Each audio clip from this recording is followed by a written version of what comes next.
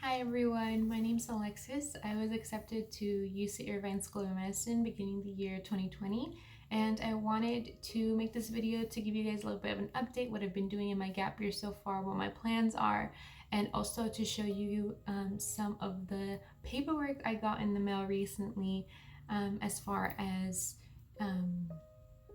how it relates to Prime LC. So I also was accepted to Prime LC within UCI School of Medicine. Prime LC is a diversity program specifically designed to help support future physicians who want to work in the Latino communities to be more effective leaders and advocates and allies for issues that really relate to immigrants and just in general Latinos that live in California. So a part of that is a summer component that begins in June for my year, June 17th, where for a month we just travel up and down the coast of California speaking to local leaders, state legislators, different people in charge of different organizations, and learn more in depth about the issues facing a lot of Latinos within California. So I'm very excited about that, specifically because I've only lived in Inland Empire and Orange County pretty much my entire life, aside from doing my undergrad at UC Santa Barbara. So I feel like my experience is kind of limited, not to mention that personally Spanish has been a second language of mine. My father is an immigrant from Guatemala. However, he made it, I guess, a point to assimilate when he came to the United States. My mom's Chicana, she never learned Spanish, so I felt like I felt kind of personally disconnected from my roots a little bit. So I think that this summer is going to be a lot of fun because, you know, the immigrant experience, the Latino experience is different for everybody, and especially different for people from different countries. And if you think about the journey, you know, it can be overwhelmingly challenging and overwhelmingly difficult and tragic and trauma filled for a lot of people. So I'm really kind of interested to see what is being done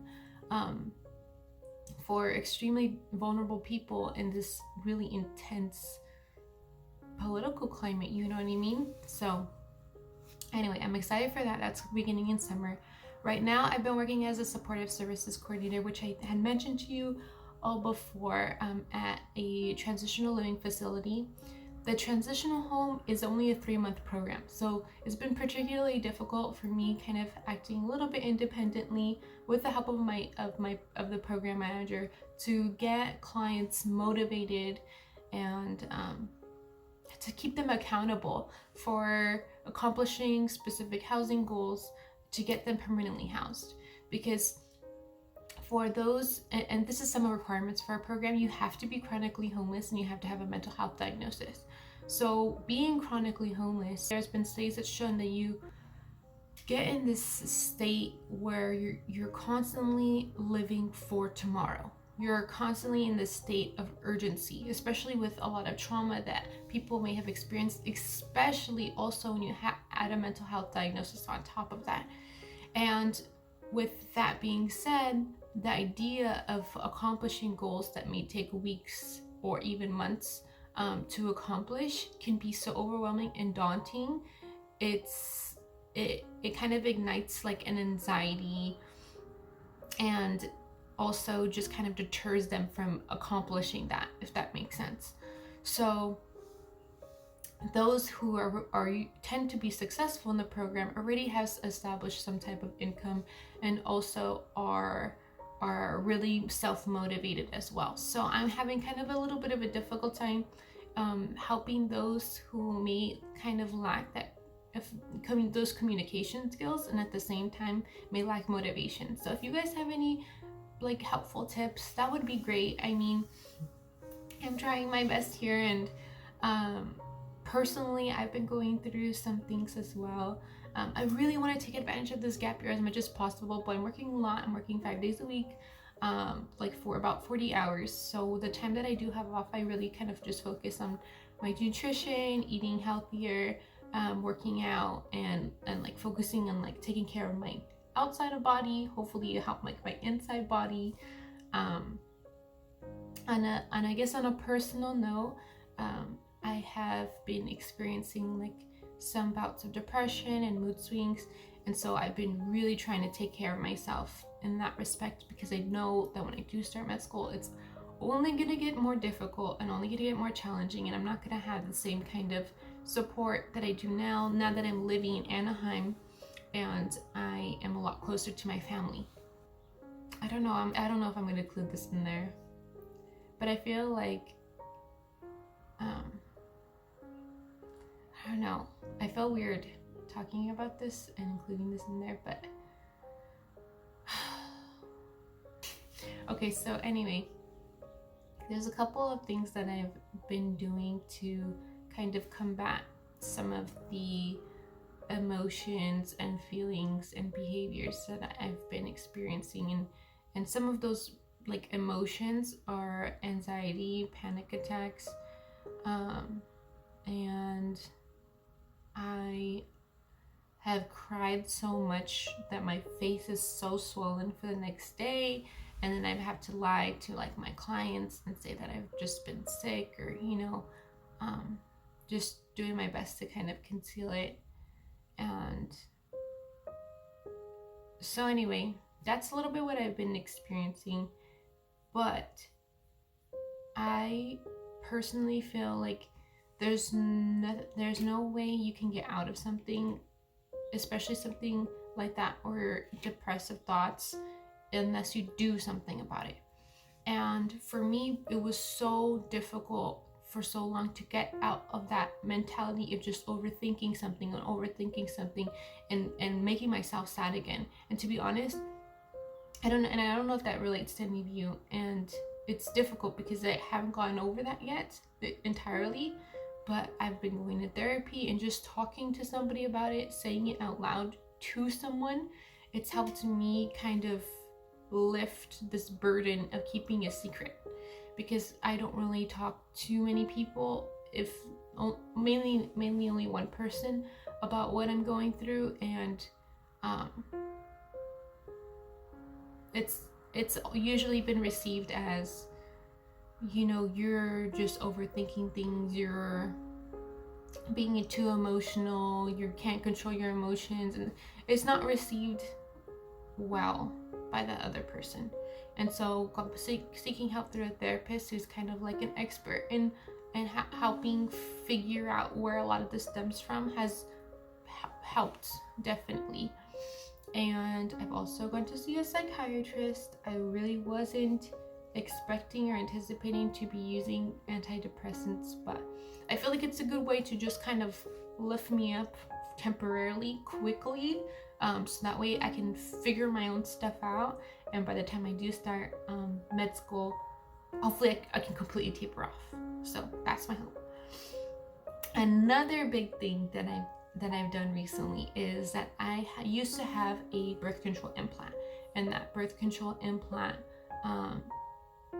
was called Nexplanon. I'm not sure if any of you females have had it before, and it worked really well for me as far as, as a contraceptive.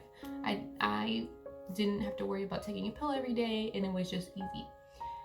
However, within this past couple of years, or within this past year, and I've had it for like 2 years, I've just noticed that these kind of bouts of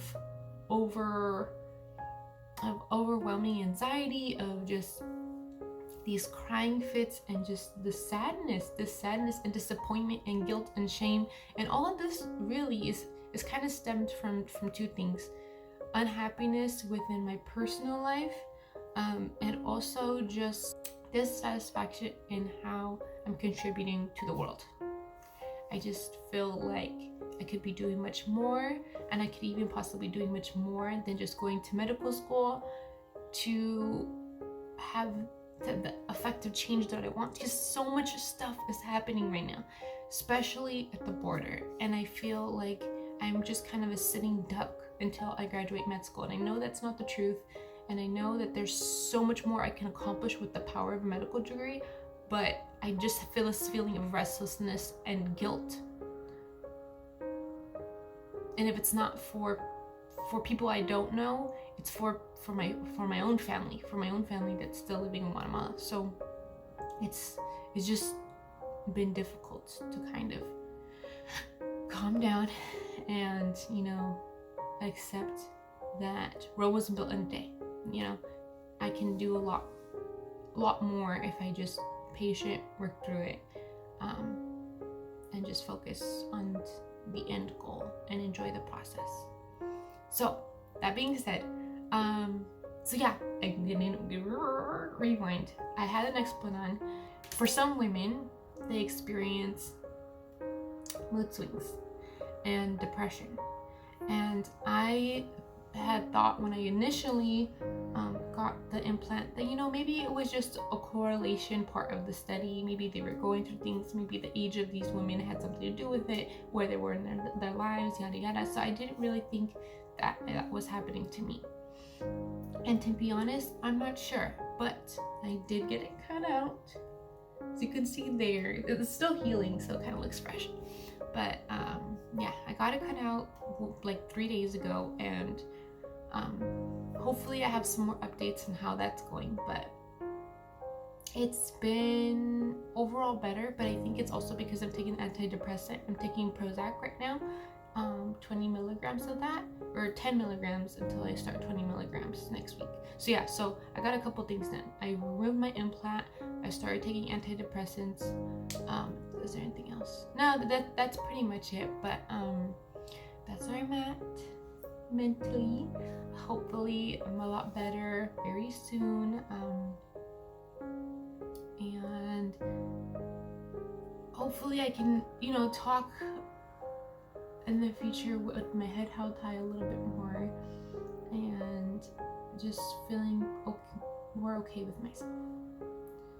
But in the meantime, I do want to show you guys some of the cool like enrollment papers that I got, and also share with you those links. Okay, so I'm getting started. I'm working on this monstrosity of a project, and I got some of the weeds out, barely anything really, but I just wanted to show a video of it before I really start going to town here. Kind of hopefully give a good before and after. I have no idea really what the heck I'm doing. I'm just looking at things that look like weeds and trimming stuff that I feel like needs to be trimmed. Yeah, so we'll see. Wish me luck.